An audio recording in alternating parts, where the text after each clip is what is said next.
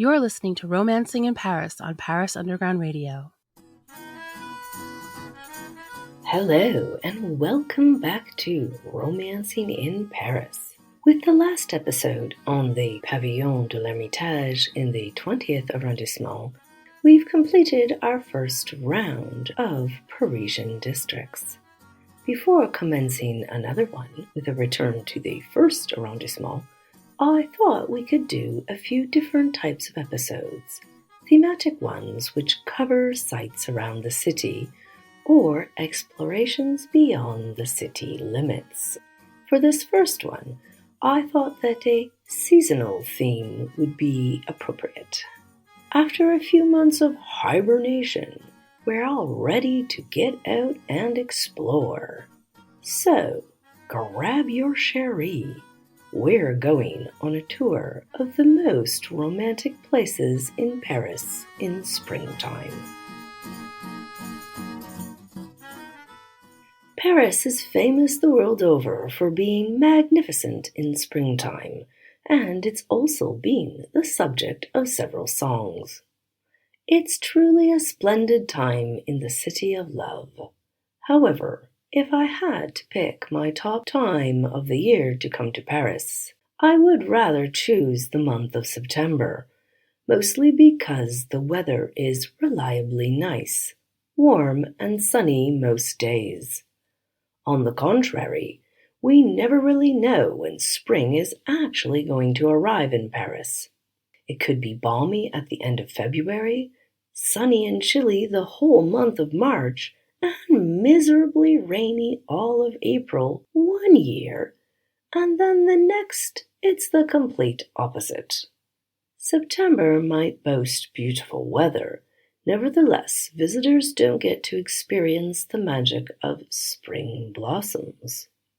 The color display is delightful, and there is something about the birth of nature, blossoms popping out, that triggers romance, both for new and seasoned love.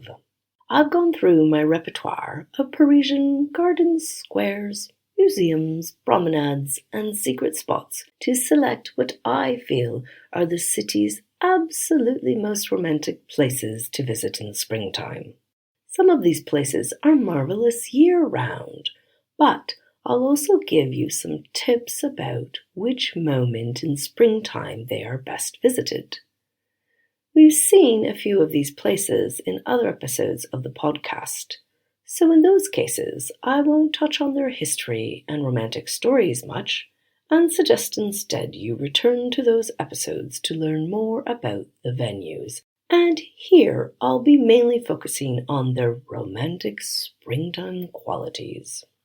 Like other destinations around the world, blossoms come out in waves in Paris. I've indicated when each place is at its prime, although this might vary by a week or two depending on the year. I've also put them in seasonal chronological order. The good news is you have 3 months of delight. There are a number of different varieties of cherry trees in Paris, which blossom from late February to mid-April, and I've specified as such in my descriptions of each place. Shall we head over to our first spot? Off we go!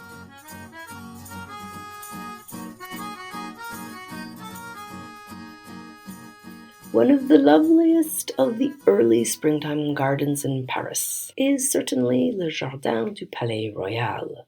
Although we focused on it in episode 1 of season 1 of the podcast, I couldn't leave this glorious hidden park out of today's list, and for a number of reasons. The first one is the arrival of the magnolia blossoms, which usually pop out here during the first half of March. Originally the private gardens of Prime Minister Cardinal Richelieu's palace, found at the south end of the park, the estate became the property of the royal family, and namely the Duke of Orleans, the king's oldest brother. I suggest you go back and listen to this episode on the Palais Royal, as it reveals some surprises and the fascinating history of this seemingly peaceful place today. Although daffodils, crocuses, and marguerite daisies are the first flowers to pop out of the ground in Paris, among the first flowering trees are magnolias, and the Jardin du Palais Royal has some of the loveliest in the whole city. What's special about the ones here is their quantity and their variety, as here they have both pale pink and brighter magenta varieties. The golden limestone of the Palais Royal's elegant buildings also makes for a picturesque backdrop for photos of the magnolia blossoms. What's more, as the park is boxed in by buildings, it's sheltered from the wind, and thus it's warmer than some other gardens in late winter and early spring, when these blossoms are showing off. Readers of my book, There's Only One Paris, a collection of interconnected short stories about the city during the pandemic, might recall that one of the stories took place partially in this park. Called In Search of Lost Time at the Palais Royal and the Galerie Vivienne, the characters make reference to these very magnolia blossoms. It's probably my favorite story in the whole book. It's a very touching one, with a romantic side. Maybe you could bring a copy of the book to read in the park. The next place we'll be visiting is up in the northwest of the city, the Parc Clichy-Batignolles Martin Luther King. I mentioned this park in episode 17 of the podcast, although it was not the central topic of that episode. The park is part of the new urban development, including modern apartment buildings, high-tech offices, and the new courthouse, which was begun in the early 2000s along the former train yards of the Gare Saint-Lazare in the 17th district and to the north of the Les Batignolles neighborhood. Named in honor of American civil rights activist Martin Luther King, construction of the park commenced in 2004 under the supervision of landscape architect Jacqueline Osti. Opened in various stages, the park's total area of 10 hectares was only finished in 2021. Instead of merely being an attractive green space, the park stands out thanks to its modern environmental considerations, like the Bassin Biotope, a 3,000 square meter water basin, which is a rich ecosystem that plays a role in rainwater recycling, some of which is also used to water the park's plants and flowers. It's also home to various species of wildlife, including ducks, geese, and herons. A disused historic building is now a lookout tower with a seasonal cafe powered by solar panels on its roof. There are also large lawns in the park, which are ideal for basking in the gentle sun on the first days of spring. But the real draw is in the southeastern section of the park, home to an orchard lined with fruit trees, including a number of cherry trees. These are usually at their prime in the first half of March, and possibly a little longer. There are also a few magnolia trees in the same section. If you're visiting the area a little later in spring, towards the end of March or early April, swing by the Square des Batignolles from episode 17, which is found down the road. It has a few lovely puffy cherry trees which blossom later than the ones in Martin Luther King Park. For cherry blossoms in early to mid-April, you can enjoy a stunning show in the historic Jardin des Plantes. This 28-hectare park in the 5th arrondissement was originally created under King Louis XIII in 1635 as the Royal Garden of Medicinal Plants. These royal and botanical roots continue to flourish to this day, as this botanical garden now has thousands of species of plants and flowers. In addition to beautiful spring flowers, there are a number of fabulous cherry trees. You can spot these along the central alley, where you can walk hand in hand with your chérie towards the large building on the other end, the Galerie de l'Evolution, part of the National Museum of Natural History, which is spread among the buildings surrounding the park.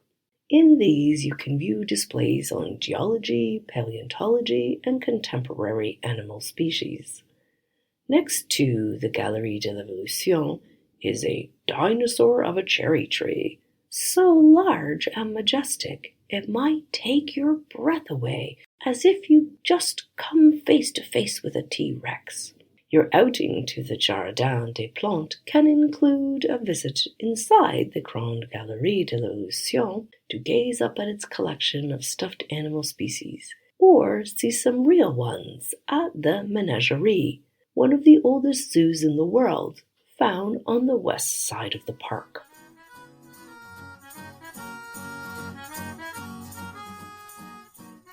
If you would like to extend your stroll in the Fifth, you can drift further west along my favorite left bank quay, the Quai de la Tournelle, the subject of episode 5 of the first season of the podcast. Walk until you reach Shakespeare and Company. Standing out front of the legendary English language bookstore are two lovely cherry trees, which also tend to blossom early to mid-April. For an experience combining impressionist flowers and real ones, and without taking the trouble of going all the way out to Giverny, make your way to the western corner of the 16th district, where you can find the Marmottan Monet Museum and the charming Jardin Ranelagh. Upon this area once stood the estate of the Château de la Muette, which was divided up into plots after the French Revolution. One of these was acquired in 1866 by the Duc de Valmy, upon which he built an elegant mansion.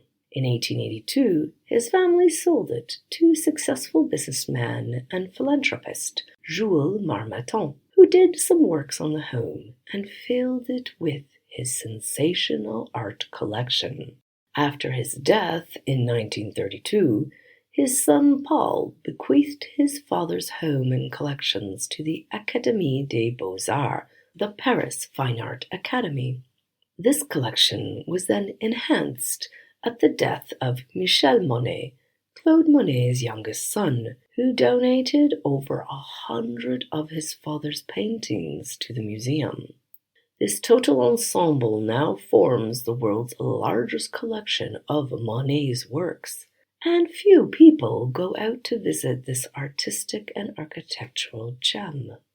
If you come around mid-April, you can admire the Impressionist delicate flowers and water lilies in the museum, and then sit with your chérie in the public garden facing the museum, the Jardin Ranelagh, which has a bright pink cherry tree, as well as other flowers.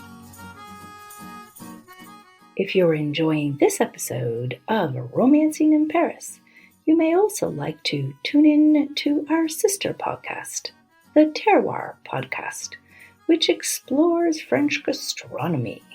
Romancing in Paris will be right back after a word from our sponsors. And now, back to Romancing in Paris. Regular listeners of the podcast will know that I'm very fond of Montmartre at any time of year.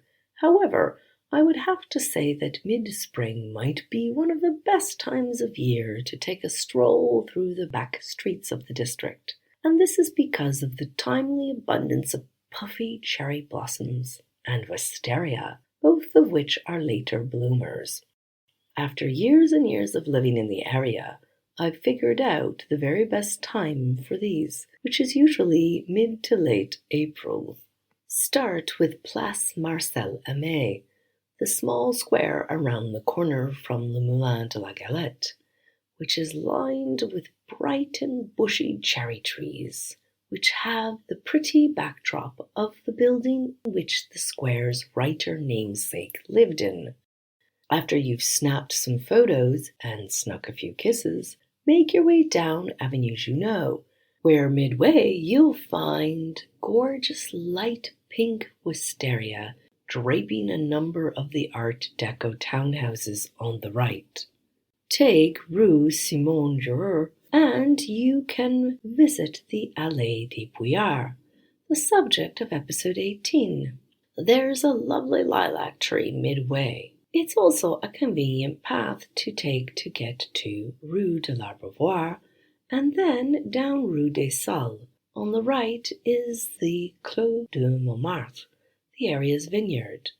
But that's not what we're seeking. Go past it, and the street which runs along its bottom, Rue Saint-Vincent, also has some amazing wisteria which comes out around the same time.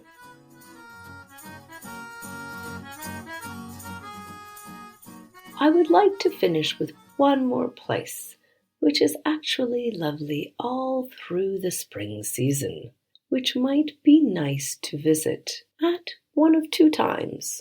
And this is the Parc de Bagatelle.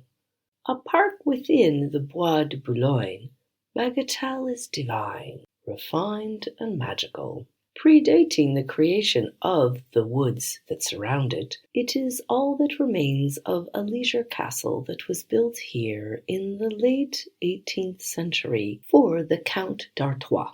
In 1777, the Count d'Artois, Louis XVI's younger brother, and future King Charles X, bet his sister-in-law, Queen Marie Antoinette, a large sum of 100,000 livres that he could construct a hunting lodge and gardens in less than 64 days.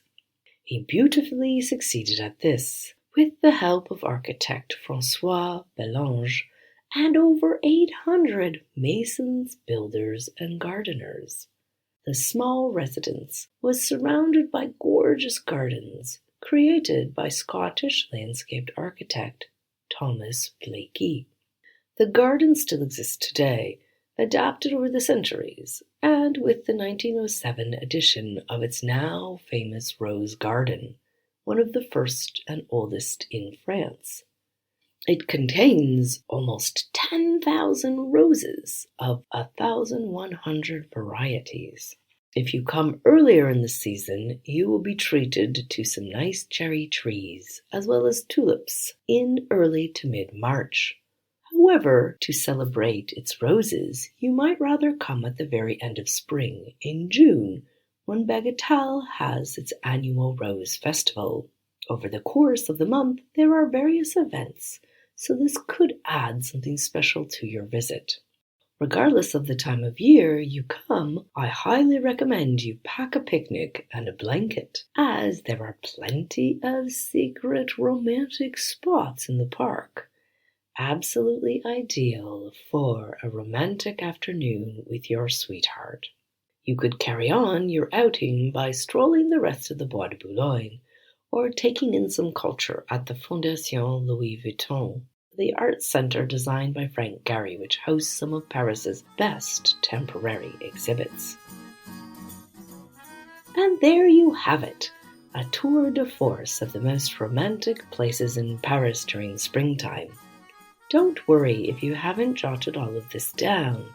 You can find the locations and dates I suggest visiting each place on my website, jetammemeneither.com, along with photos and instructions on how to get a copy of There's Only One Paris, which you might want to bring with you to the Palais Royal. The website also has plenty of other inspiration for discovering the best of romantic Paris and beyond. Thank you for listening to this latest edition of Romancing in Paris. If you enjoyed it, please subscribe. That way you won't miss the next one. Ratings or reviews get a big, big, big je t'aime from me and only take a few moments. Until next time, happy romancing in Paris. This episode of Romancing in Paris was produced by Jennifer Garrity for Paris Underground Radio. For more on this show and shows like it, please visit parisundergroundradio.com.